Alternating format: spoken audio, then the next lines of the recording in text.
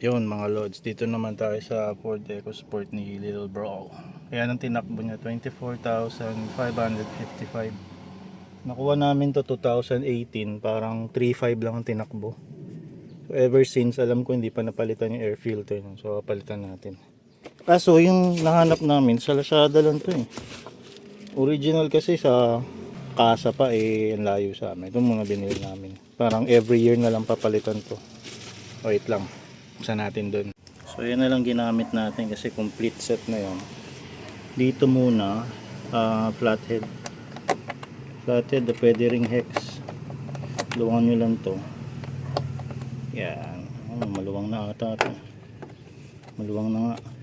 Tapos dito Torx. Ito yung pinakamahirap eh, 4 yan. Isipon ako. Ito kahit di natanggalin, pero subukan ko rin tanggalin. Torx, palit tayong Torx. Ito, hindi ko lang alam kung anong size, no? Minsan star ang tawag nila dyan. So isang set na lang, lalagay ko yan sa video link kung need nyo. Mura lang naman yan, parang 300.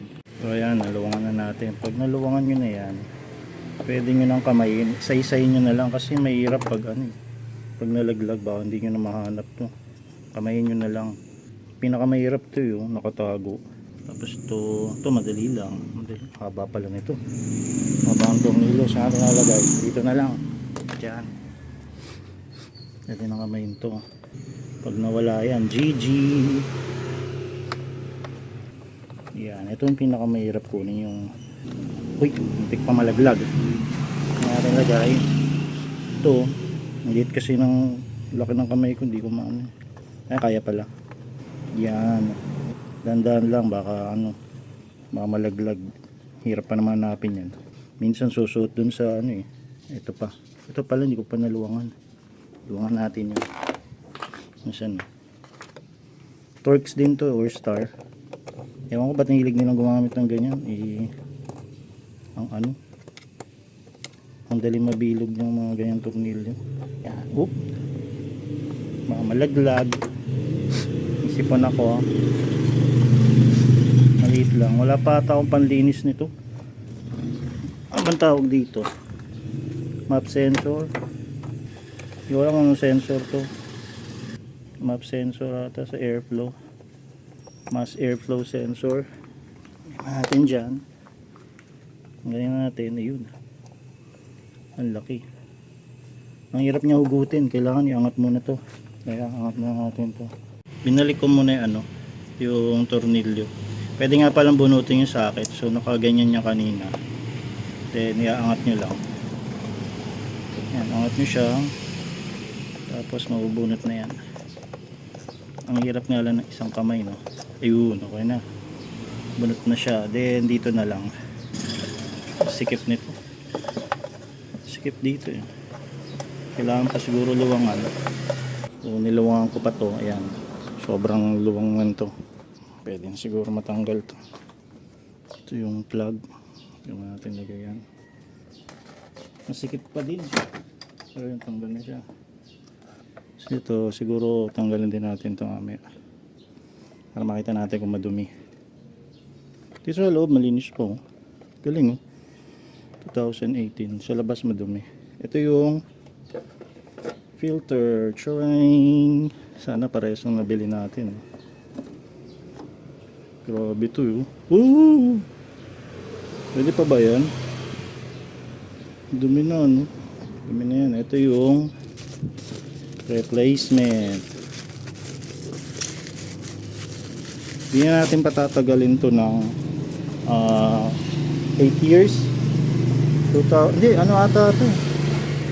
2016 model ata. So 10 years na yung filter na yan. Alam ko 2016 model to. 24,555 lang naman tinakbo, pero ganda, palitan na natin. Oops, galaw ko pa yung camera. Grabe naman magbalot to. Parang ayaw pa buksan Grabe Wow, Ford Genuine daw. Mura lang to, nasa 400 something lang ata to. Hindi ako niwalang Ford Genuine to. Mura Naman sa Ford, baka 2.5 to sa Ford. Pero sige, buksan natin. Buksan natin. Nasaan yung bukasan? Yun. May ano pa oh. Part number pang nalalaman eh. Oh. Ang galing. Parang parehas din oh. Ang galing oh. O, diba? Baka naman genuine talaga to. Hindi, medyo ano dito eh. Parang pink yung goma niya. O baka sa katagalan magda-dark yan. 10 taon na isa eh. Malinis din nata doon sa ilalim. Check nga natin mamaya. Check muna natin bago natin ipasok. Medyo malinis din dito. May konting ali-alikabok doon. Ako nalinisin yan. Dumi na ng kamay ko. Biyahe kasi kami bukas ng Batangas. Salpak na natin. Mukha naman perfect fit. Hindi ko na nalinis yung kamay ko. Dumi. Yun, ayos naman siya. Sakto. Pagbalik dito, ganun lang din in reverse. Pero buksan muna natin. Asan na yun?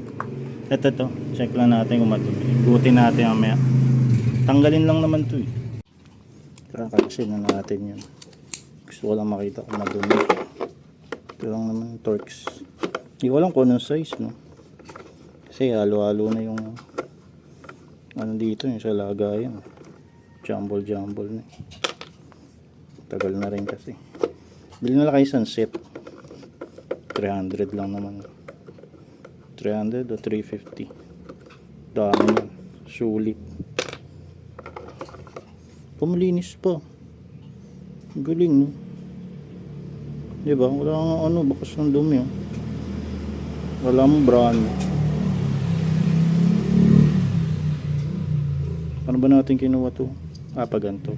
Kasi nandito yung ano. Yung sa lock.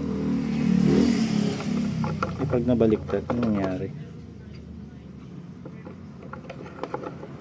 Oo nga. Check natin sa video. Buti naka-video tayo. Ni-rewind ko. Ganyan yung original niya pagbalik mo. Yeah. Tapos lagay nyo na yung screw. Balik na lahat. Start, then biyahe. Hindi ko na ginalaw ito. Malinis po. Balik na natin. Tsaka iba atang cleaner yan. Hindi. Meron akong cleaner yan. MAP sensor or throttle body cleaner. Meron pala ako yan. Gawa ni Hardex. Pero pag ganyan kalinis, yung na ginagalaw, mamaya lalo pang masira. Tigas naman ito. Hirap niya iikot. Yan, hand tight lang. Hand tight. Baka masira pag nasobrahan. Yan, balik na natin mga boss. Balik na natin. Pag pasensya nyo, maingay talaga dito. Main road kasi kami. Libo-libong sakyan dumadaan. So ito muna. Sa tingin ko, ito muna. Sikip talaga to. Para siya may ngipin eh. Yan, tapos alay na dito sa baba, sa 4. Yan. Tapos sikpitan natin tong 4 muna. Ano muna, kamayin ko muna. Kasi pag nirekta natin ng torque screw, baka malaglag eh. Pag nalaglag yan, patay tayo. Ang hirap hanapin. Ano, parang napunta siya sa black hole. Hindi mo na makita. Ayun na nga ba sinasabi ko, nawawala isang ganito. Dito ko lang nilagay sa toolbox. Ayun, nakita ko. Kulay itim kasi. Nagtago dun sa may... Ito, hirap ipasok nito dito. Hindi na makita sa camera. Ano kasi ano, sa pinakailalim. Then, sunod ko ito. Flathead pala. Hindi naman ako pro mechanic. No? Ito naman sinasabing tularan nyo to. Para na may idea kayo kung ano mangyayari. Hindi ko pala na-upload din dati itong Ford namin. Daming pinagdaanan ito. Pero napatino na. Napatino na siya. Yung sa asa namin dinadala, always palpak. Hindi nala namin sa iba. Ayun, tumino. Nalaman natin yung pag bumiyahe kang Batangas. Tapos ito, pwede na natin kabit ito. Dapat nakataas ito, itong pula. Yan, pag tumunog, tsaka nyo baba. Tapos lock na lang natin. Lock na lang natin itong mga to. Yan. Hindi na tayo magagamit ng digital torque wrench dito. Plastic lang naman to. Yan. Tapos hawakan nyo rin yung ganito nyo. Minsan nalalaglag yan. Hindi kasi magnetic type dun sa akin. Pag nalaglag yan, ang hirap hanapin dyan. Minsan naiipit kung saan. Hindi naman maipit. Nalaglag dun sa garayo, mas madaling kunin. Ito yung pinakamahirap eh. Hirap sikipan nito. Wala akong space eh. Iyan. Okay. Hawak. Yun. Mission accomplished ha. Start natin. Okay na to. Sikip na.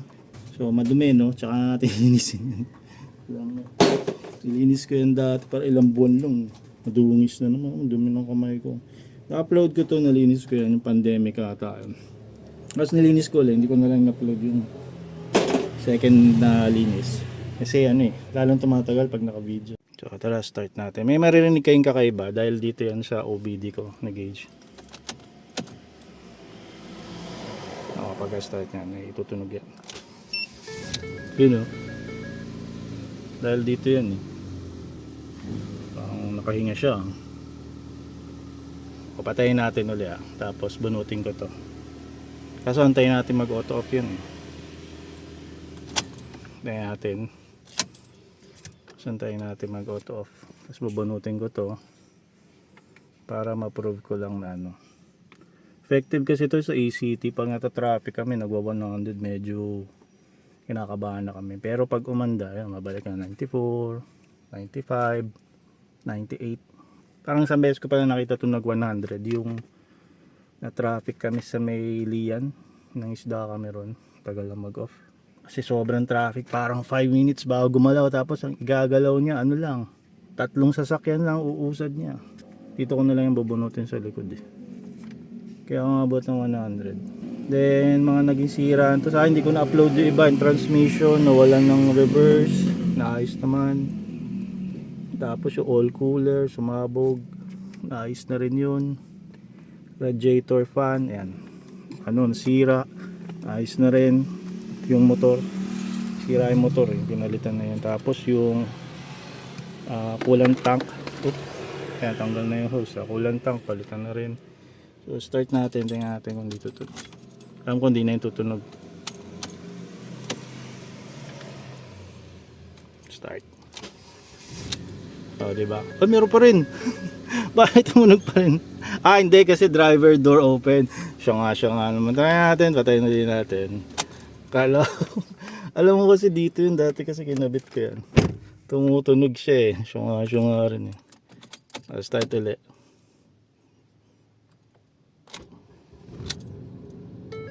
Meron pa din eh. Tapos nawala na. Ah, baka yung boot. Hindi ko alam. Pero dati wala yan eh. Tumutunog na yan dati. Kahit hindi ko pa napalitan yung air filter. Hindi ko alam kung saan yun. Baka yung driver boot. Driver boot yung sa, ang tawag dyan, hood. Alam ko kasi sira na yung sensor dun eh. Ewan ko lang ah. Uy, full tank pala.